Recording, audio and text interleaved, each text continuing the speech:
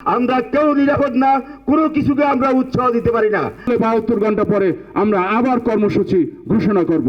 আজকে যে প্রশাসন যে শাসন শুরু হয়েছে এটারও শেষ আছে।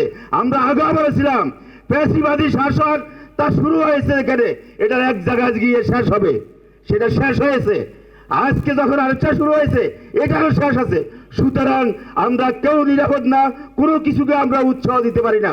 আমরা গণমাধ্যম কর্মী হিসাবে গণমাধ্যমের স্বাধীনতা, বাক ব্যক্তির স্বাধীনতা, মুক্ত গণমাধ্যমে আমরা বিশ্বাসী।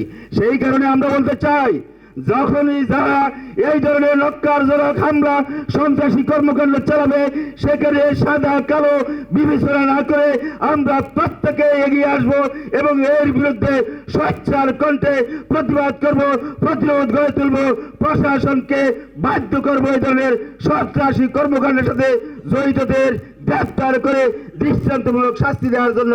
তখনই এই ধরনের সন্ত্রাসী কর্মকাণ্ড বন্ধ হবে, অন্যথায় কোনোদিন এটা বন্ধ হবে না। আমরা প্রত্যেকেই যার যার অবস্থান থেকে মুক্ত গণমাধ্যমের জন্য লড়াই করব। সেই লড়াইয়ে আপনারা আমরা সকলে সামিল হব। বিনিময়ে আমরা প্রত্যেকটা জায়গায় এই দুর্বৃত্তদেরকে প্রতিহত করি। বন্ধুরা আমার, আমি শেষ করছি। এই সরকারের কাছে আমার বিনীত অনুরোধ, আমি জানি গতকাল পর্যন্ত 28 জনকে তারা গ্রেপ্তার করেছে।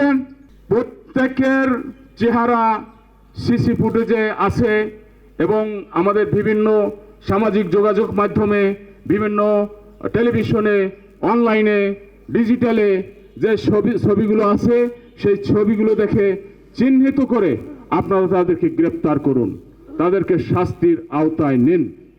এবং আমি আপনাদেরকে বলছি যে আগামী 72 ঘন্টার ভিতরে আপনারা এই দুর্বৃত্তদের সবাইকে গ্রেপ্তার করে মিডিয়ার সামনে হাজির হবেন এবং বলবেন, প্রথম আলো এবং ডেইলি স্টারের যারা হামলা করেছে, অগ্নিসংযোগ করেছে, তাদের সবাইকে গ্রেপ্তার করেছি এবং তাদেরকে যারা উস্কানি দিয়েছে, তাদের পিছনে যারা ইন্ধন জুগিয়েছে তাদেরকে চিহ্নিত করেছি, গ্রেপ্তার করেছি।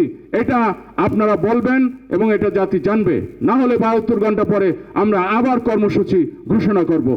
আর ঢাকা রিপোর্টার্স ইউনিটির সাধারণ সম্পাদক ওনার বিরুদ্ধে এবং আমাদের এডমিনের সোলাইমানের বিরুদ্ধে যে মিথ্যা মামলা হয়েছে সেই মামলা প্রত্যাহারের দাবি জানাচ্ছি এবং এটা আমরা একটা স্বরাষ্ট্র মন্ত্রণালয়ে আমরা একটা স্মারকলিপি দেব এবং আগামী 72 ঘন্টার ভিতরে এটাও যদি আপনারা কোনো সুরাহা না করেন তাহলে পরবর্তী কর্মসূচি আমরা ঘোষণা করব।